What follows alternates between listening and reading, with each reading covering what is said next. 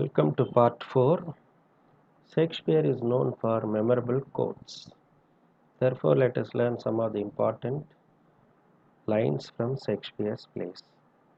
All of you may know all the world is a stage, and all the men and women mere players.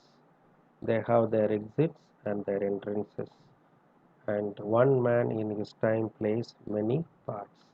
This is the quotation taken from As You Like It. The person who speaks is Jacques. And the next one is from Hamlet. It is Polonius who speaks. It's a very important quotation. Neither a borrower nor a lender be, for loan often loses both itself and friend, and borrowing dulls the edge of husbandry. This above all, to thine own self be true, and it must follow as the night the day. Thou can not then be false to any man. Farewell, my blessing season this in thee. This is what Polonius is advising his son in Hamlet. This is an important quotation. The next one is from Macbeth. Life is but a walking shadow, a poor player that struts and frets his hour upon the stage, and then is heard no more. It is a tale told by an idiot, full of sound and fury, signifying nothing. This is exactly what Macbeth says in his frustration in the play Macbeth. And that particular phrase, full of sound and fury, signifying nothing, has also provided the title for one of the novels, The Sound and the Fury. So, Shakespeare has influenced many writers by his words. And the next one is from King Lear, the fool, who says that have more than thou showest, speak less than thou know, lend less than thou owe, ride more than thou go, learn more than thou trow, set less than thou throw. This is a very important quotation, which is a kind of an advice to Lear as well as to all the readers. We cannot bite more than what we can chew. Speak little less than what we know. Let us not boost off talking too much. Okay, that's it. Another set of quotations you may understand is some are born great, some achieve greatness, and some have greatness thrust upon them. This is the line spoken by Malvolio in Twelfth Night, talking about how some people are born great, like kings and queens, and how some people achieve greatness, like Viola, and some have greatness thrust upon them. Some people have luck. No, the fortune favors them. It's a very famous quotation used in Twelfth Night. And the next comes is by Julius Caesar. Caesar himself speaks this line. This is a fantastic quotation, and it's a kind of a motivational words for anyone. He says, cowards die many a time before their deaths. The valiant never taste of death but once. This is exactly Julius Caesar says to his wife Calpurnia, who warns him not to go to the Senate. That particular day he was assassinated.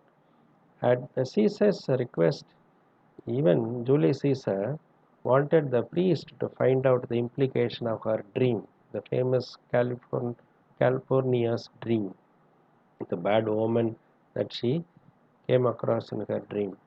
And it is the priest who also sacrificed an animal and then said that it is something that Caesar has to really look into seriously. But then Caesar musters his courage and says, it is only the cowards who die many a time before their deaths.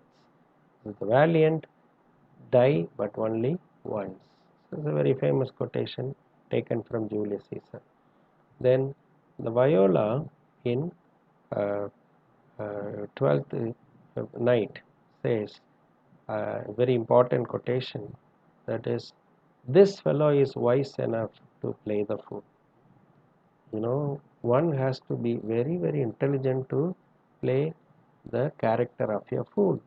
They are discussing the role designated to some of the characters in the play within the play. Okay. Now, the full quotation is, this fellow is wise enough to play the fool, and to do that well craves a kind of wit. He must observe their mood on whom he jests, the quality of persons and the time. It is not easy for anyone to crack jokes, to be humorous. One has to be very, very intelligent. That's it. Then another quotation from The Tempest. He says, on seeing Alonso and Ferdinand, right? Miranda in the Tempest, the play Tempest says, "Oh, wonder how many goodly creatures are there here," because Miranda would have seen only Caliban and Sycorax and other such creatures on the island. For the first time, when she saw the Alonso and Ferdinand, the daughter of Prospero, Miranda expresses like this: how beauteous mankind is! Oh, brave new world that has such people in it. Even Brave New World is a phrase that has given the title to Aldous Huxley, who has written a novel on Brave New World. Like this, Shakespeare has influenced many writers. The next set of quotations, very, very popular, is Frailty, thy name is woman. Hamlet says about her mother in the play Hamlet. In his soliloquy, Hamlet denounces his mother's swift marriage with the statement, Frailty, thy name is woman.